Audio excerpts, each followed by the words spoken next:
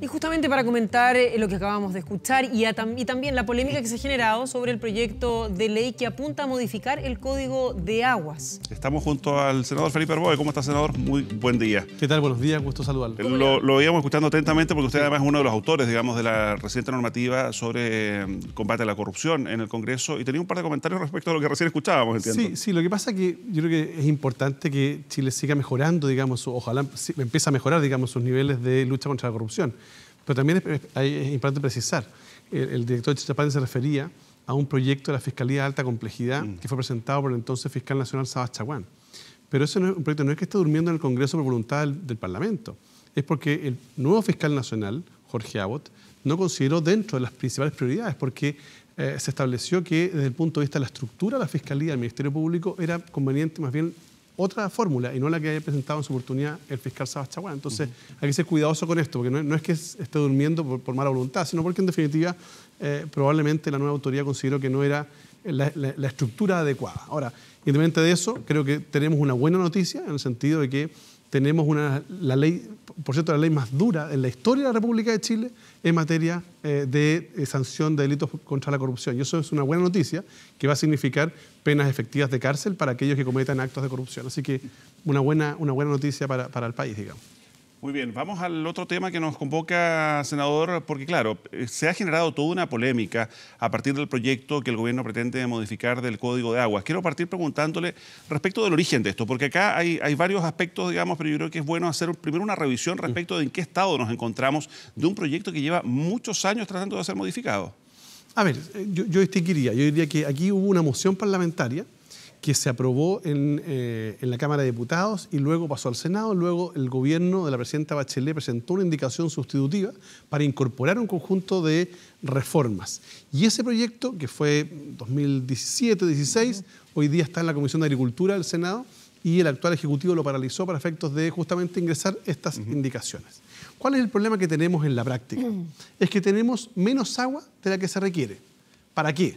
Para el consumo humano, para el riego, para la mantención del ecosistema y para actividades productivas. Eso es un punto. Segundo punto, para objetivar la discusión. Hoy día la industria minera consume aproximadamente el 3% de los derechos de agua, utiliza y aporta cerca de un 10% del PIB.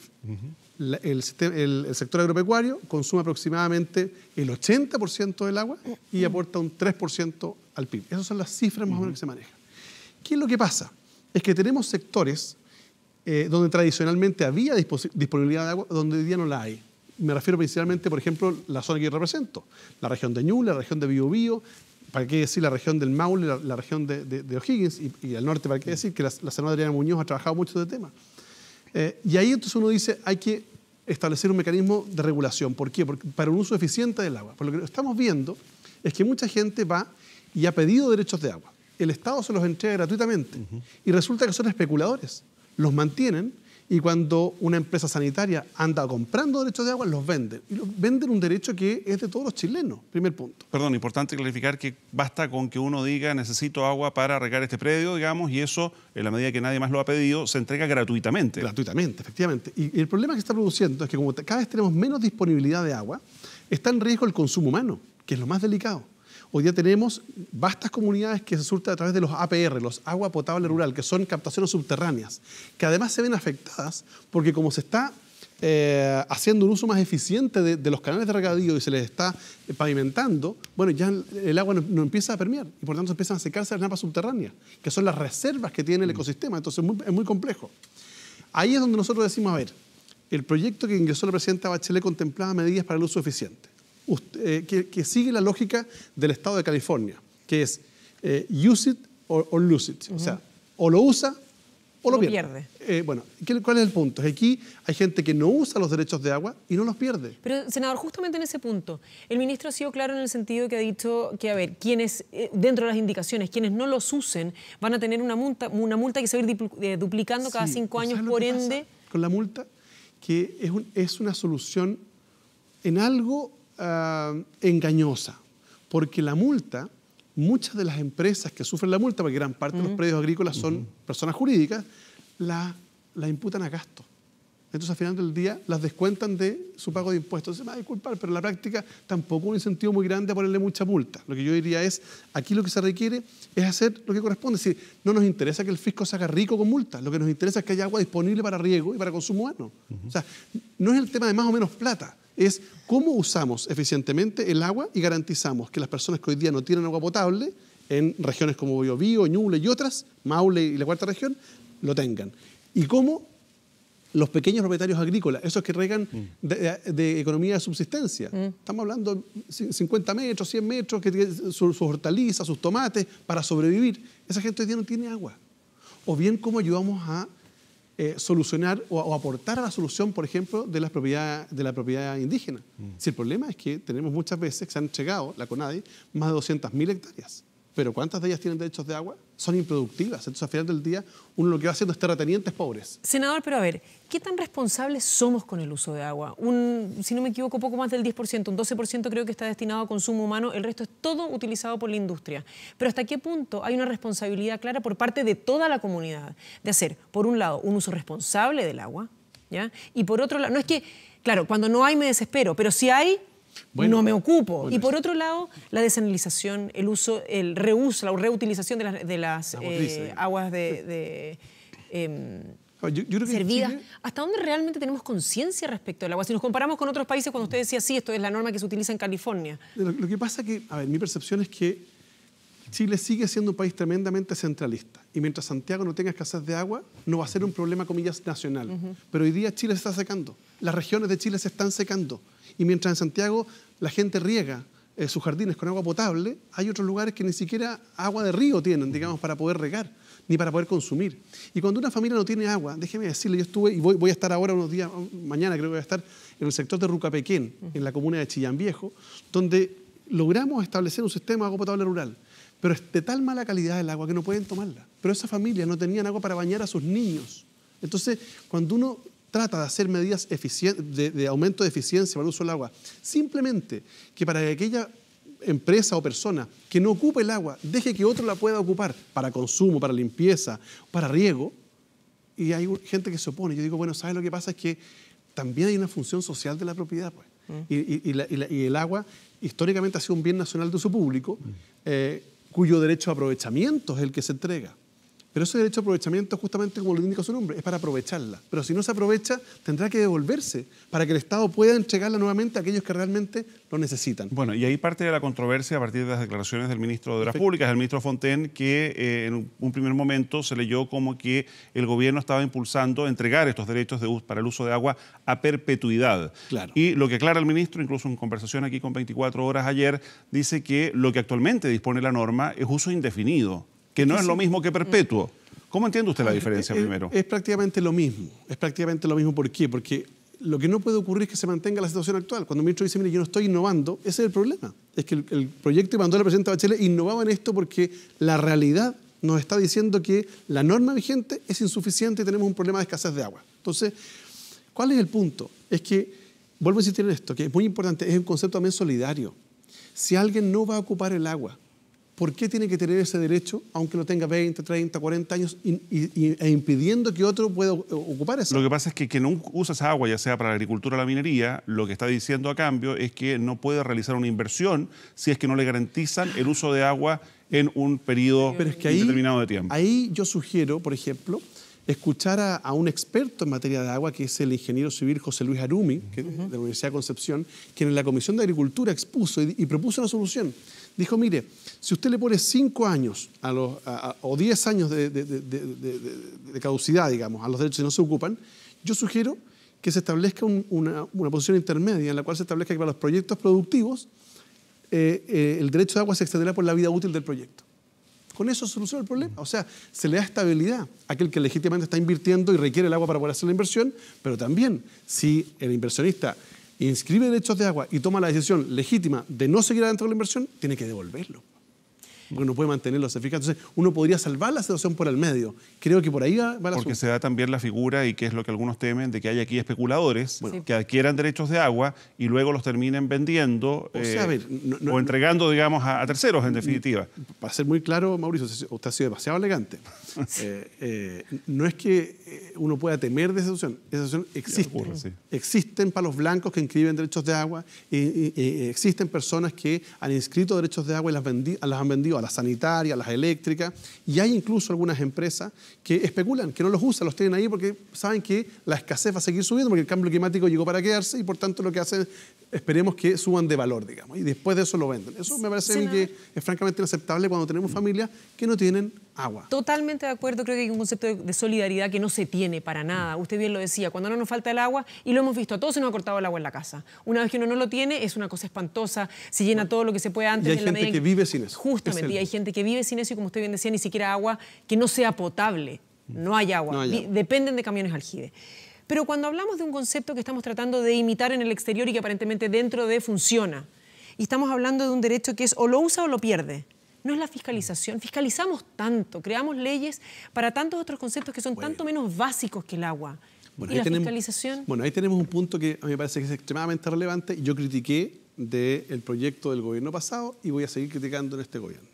Es que no se hacen cargo de modernizar la Dirección General de Aguas. Hay un consenso. Cuando uno se sienta desde el más radical de los defensores, de los agricultores, de las aguas, digamos, hasta el más progresista que quiera cambiarlo todo, todos coincidimos en que la Dirección General de Aguas es una institución del siglo XIX para problemas del siglo XXI. Entonces se requiere de una modernización.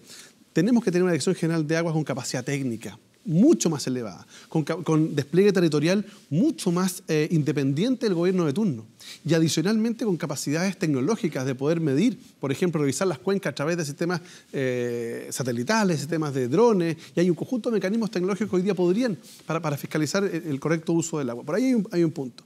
Fíjese usted, por ejemplo, en el caso de la Ligua Petorca, el 42% de los derechos de agua ha sido por resolución judicial, es decir, se ha judicializado. ¿Qué nos está diciendo esto? Es que la administración pública no es capaz de resolver el problema y la gente se va a tribunales. Bueno, nosotros tenemos que devolver la facultad a la institución pública y darle capacidad para poder resolver. A mí lo que me preocupa es que el proyecto de este gobierno incluso intenta privatizar la decisión. Fíjese que hay un artículo que propone el ministro Fontaine, que dice que va a haber un comité de expertos externo a la DGA que va a ser el encargado, por ejemplo, de dirimir cuándo procede que un particular pueda extraer agua subterránea. Me voy a disculpar, pero ya conocemos la resolución de los técnicos, pues. Los técnicos, o cuando uno ve los abogados, los informes en derecho son de acuerdo a lo que le paguen, se hace el informe en derecho. Bueno, aquí efectivamente puede ocurrir lo mismo. Puede pasar que este comité de técnicos, que no tiene ningún tipo de responsabilidad personal, tome una decisión que beneficie a uno respecto de otro, y eso es un tremendo problema. Para eso está el Estado, justamente, pero un Estado eficiente, moderno, y para eso hay que reformar la DGA. Senador, y en términos concretos, porque este proyecto se vuelve a discutir, entiendo, en el mes de marzo, ¿no? Sí. Se retoma la discusión parlamentaria. ¿Qué va a pasar ahí? No, a ver, yo creo que hoy día, siendo muy realista, el gobierno no tiene los votos para poder aprobar estas indicaciones. Probablemente hay algunas que son buenas y las vamos a aprobar, pero las que dicen relación con el tema de fondo, hoy día yo creo que no están los votos y va a tener que sentarse a conversar el gobierno para ver cómo resolvemos este problema y cómo buscamos un justo equilibrio. Ya, pero en ese escenario sigue rigiendo, lo que existe, que hay consenso también de que no es lo adecuado. Lo que pasa es que si se rechaza la indicación sustitutiva en relación, por ejemplo, a la perpetuidad, renace la aprobada ya en la Comisión de Recursos Hídricos, que es la que establece la caducidad. Entonces, no es tan fácil para el gobierno. Ya, pero y ahí en ese escenario, senador, ¿usted coincide, por ejemplo, con una campaña que está haciendo el senador Girardi, que habla de agua para todos y termina con esta forma de privatización? O, por ejemplo, usted la nombraba a la senadora Muñoz también, que ha trabajado mucho al respecto, y ella se refiere a otra piedra de tope. ¿Dónde cree usted que está y cuál es la solución? ¿Cómo se resuelve? O sea, la senadora Adriana Muñoz, yo creo que es de las senadoras que más conoce esta materia, se ha dedicado muchos años a esto, preside la Comisión de Recursos Hídricos y ha hecho un gran trabajo en la región de Coquimbo en esta materia. Y estamos trabajando todos juntos en el Comité de Senadores del Partido por la Democracia, porque para nosotros este ha sido un tema muy importante. Lo dijimos en su minuto.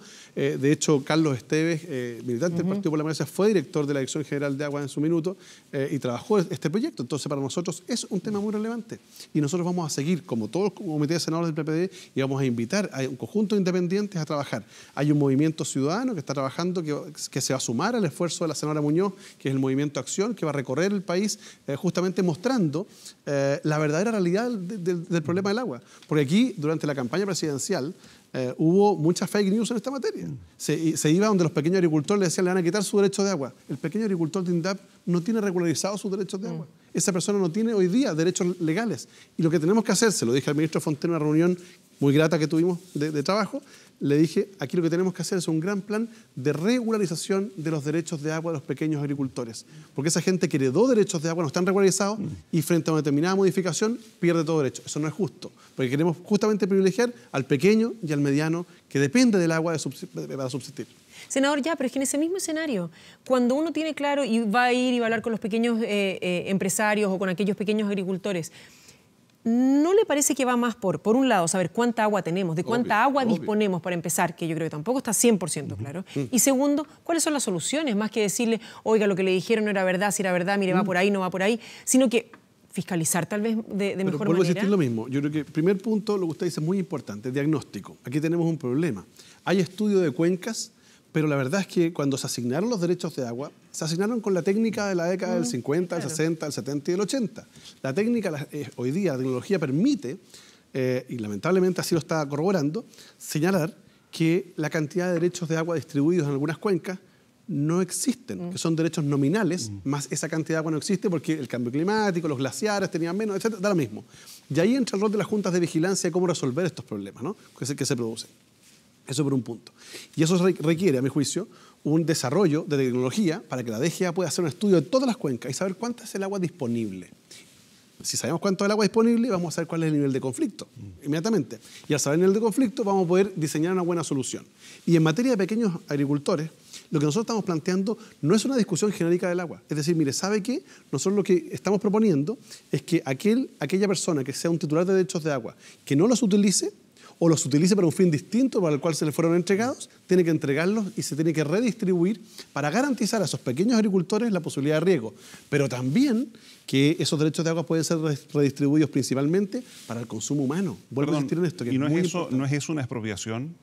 En absoluto. Porque resulta que cuando una persona ha obtenido un derecho de aprovechamiento, no el agua, es el derecho de aprovechar el agua, y no la aprovecha, la condición esencial del otorgamiento no se está cumpliendo y al no cumplirse es legítimo que el Estado diga, ¿sabe? Usted no está cumpliendo, así que devuélvame. Y en ese intento de regularizar todo lo que se tiene, digamos, ¿se va a detectar también aquellos que estén especulando? Evidentemente. Aquellos que efectivamente hayan acaparado, digamos, o hayan ocupado derechos que no están utilizando. Esa es la idea y eso pasa porque, como insisto, que hemos planteado algunos, que es el fortalecimiento de la DGA. Nosotros necesitamos una institución fuerte.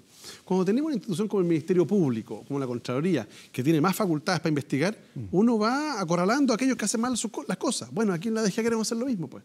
Necesitamos más fiscalización. Cuando tenemos la Superintendencia de Electricidad y Combustibles, que es capaz de sancionar o de investigar determinado tipo de faltas de materia de servicios eléctricos o la Subtel en telecomunicaciones, bueno, las empresas empiezan a poner más nerviosas y empiezan a hacer mucho mejor las cosas. Queremos que la DGA pase lo mismo porque Chile se está secando y necesitamos medidas urgentes. ¿Y en esto, en qué minuto entran las nuevas tecnologías, senador? Porque sí, lo que tenemos lo redistribuimos, lo ocupamos de manera más eficiente, sensacional, fiscalizamos mejor, fantástico. O sea, aquí primero se requiere lo que usted decía, para detectar.